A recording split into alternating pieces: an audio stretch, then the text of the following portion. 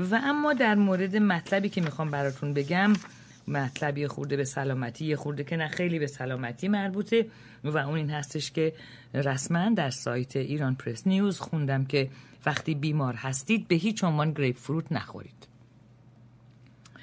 گریپ فروت برای سلامتی مفید است، اما نه زمانی که مریض هستید.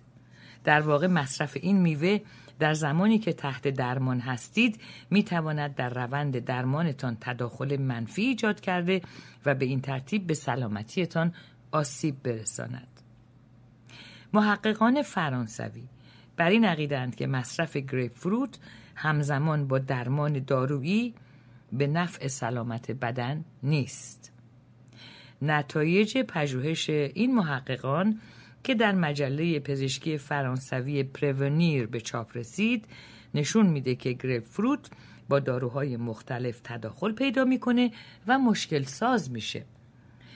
محققین معتقدند که نباید همزمان با مصرف داروهایی مثل استاتین ها داروهای ضد کلسترول هستند و بنزودیازپام ها یا بنزودیازپین ها داروهایی که آرام بخشن، در حقیقت داروهای ضد افسردگی و یا داروهای مربوط به بیماریهای قلبی گریپ فروت خورده بشه. پس کسانی که آرام بخش میخورن، داروی ضد کلسترول میخورن، داروی ضد افسردگی میخورن و یا داروهای مرتبط با بیماریهای قلبی میل میکنید، گریپ فروت همراهش نباید میل کنید.